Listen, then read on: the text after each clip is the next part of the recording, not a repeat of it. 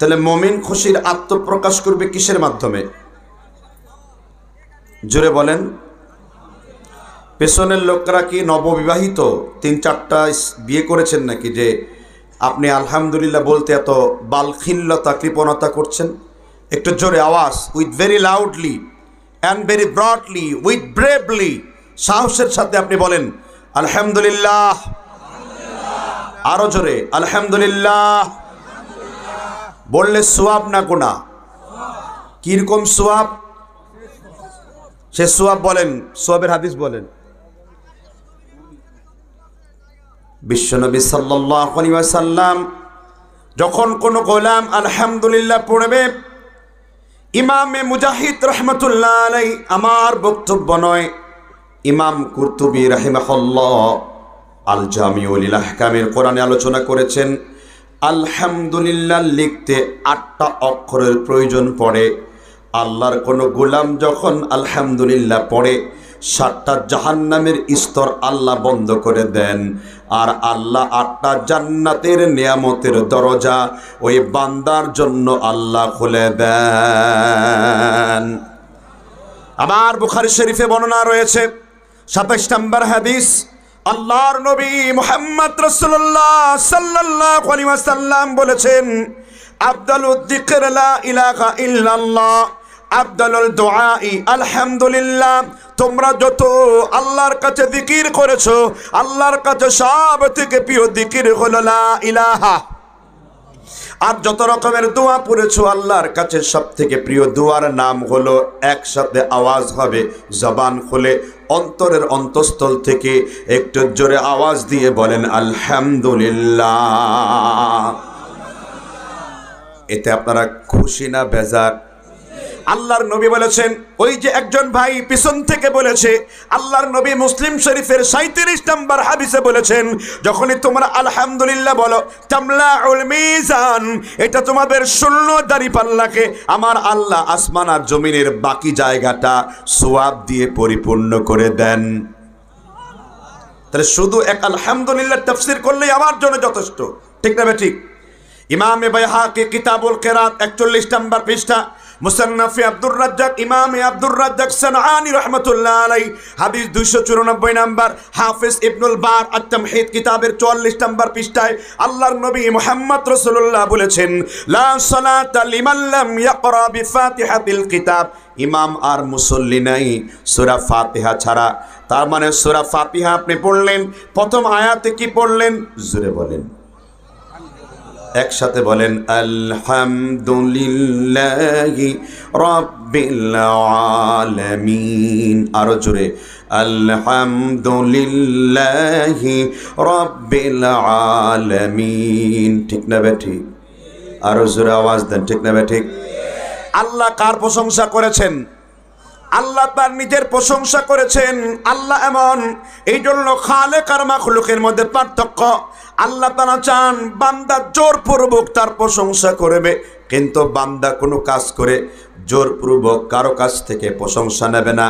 এজন্য আল্লাহ যেটা করেন এটা হলো হামদুন, বান্দা উৎসর্গিতভাবে একমাত্র আল্লাহর প্রশংসা করবে, আর বান্দার জন্য সেটা হলো মাদহুন, বান্দা চাইলে, অন্য বান্দা যদি চায় আল্লাহর শুকরিয়া আদায় করার পরে কোনো মানুষের প্রশংসা করবে, তখন সেই ব্যক্তি আলহামদুলিল্লাহ বলে। ঠিক না ঠিক?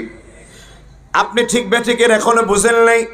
এবার আমরা বললাম, আল্লাহ তোমার পরিচয় পেয়েছি, তোমার নবীজির কোনো পরিচয় আছে নাকি? আল্লাহ বলেন হ্যাঁ, সূরাতুল আম্বিয়ার মধ্যে আল্লাহ 30 নম্বর আয়াতের পরে আল্লাহ তার নবীর পরিচয় দেন, ওয়ামা আরসালনাকা ইল্লা রাহমাতাল লিল আলামিন।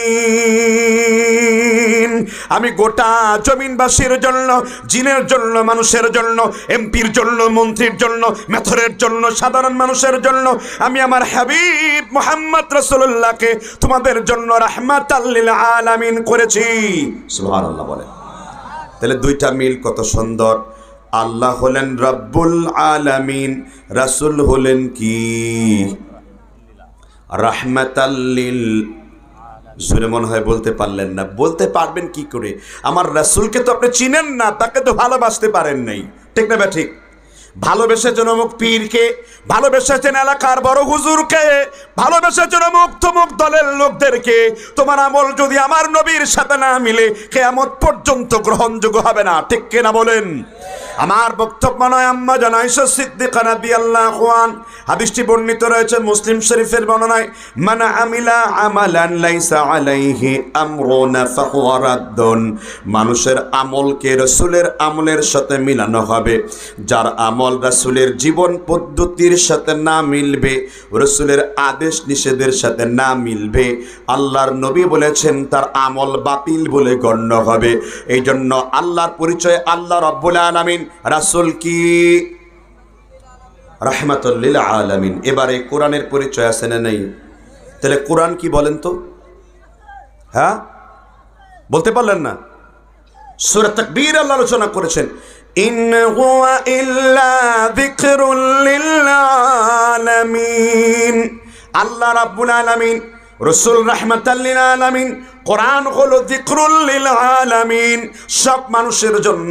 এখানে যত মা বোন এসেছেন সবার জন্য, সমগ্র শ্রেণীর মানুষের জন্য আমি আল্লাহ তোমাদের জন্য কোরআনকে যিকরুল লিল আলামিন, সমগ্র কাজের উপদেশ করে আমি এই কোরআনকে তোমাকে পাঠিয়েছি। একটু জোরে জোরে আওয়াজ দিয়ে বলেন সুবহানাল্লাহ। আল্লাহর কসম করে বলি, কোরআনের ভালোবাসায়, রাসূলের হাদিসের ভালোবাসায়, ইসলাম ইমানের ভালোবাসায় যেই ব্যক্তি এই সামিয়ানার নিচে বসে আছে তার জন্য আল্লাহর নবী বলেছেন জান্নাতটা ওয়াজিব হয়ে গেছে। সুবহানাল্লাহ বলেন। আমার বক্তব্য না সুনানে তিরমিজি কিতাবুল ইলম জিলদে আউয়াল প্রথম নাম্বার খণ্ড 28 নাম্বার লাইন, 28 নাম্বার হাদিস 3 নাম্বার লাইন। আল্লাহর নবী বলেছেন মান সালাকা তারিকান ইয়ালতামিসু ফিহি ইলমান সাহালাল্লাহু লাহু তারিকান ইলাল জান্নাহ। আল্লাহর কোন গোলাম যদি ইলম অর্জন করার জন্য, কোরআন শিখার জন্য, হাদিস শিখার জন্য একটা পাকে আল্লাহর রাস্তায় বাড়িয়ে দেয়, আমার নবী বলেছেন জান্নাতে তার জন্য একটা পাকে যে যেন জান্নাতে দিয়ে রাখলো, জান্নাতের জন্য তার 2টা পাকে আল্লাহ সহজ করে দেন। যেই মহিলারা এখানে বসে আছে, যেই যুবকরা বসে আছে, যেই যুবতীরা বসে বসে ইন্তজার করছে আমি কোরআন শুনবো, আমি হাদিস শুনবো, আল্লাহর নবীর এই হাদিস মোতাবেক বুঝলাম আমাদের জান্নাতুল ফিরদাউসের মধ্যে আমরা 2টি পাকে রেখে দিয়েছি। আল্লাহু আকবার। তাহলে সেই কোরআন হাদিসের আলোচনা শোনার দরকার আছে না নাই? الله بإذنه وسراجا وقمرا منيرا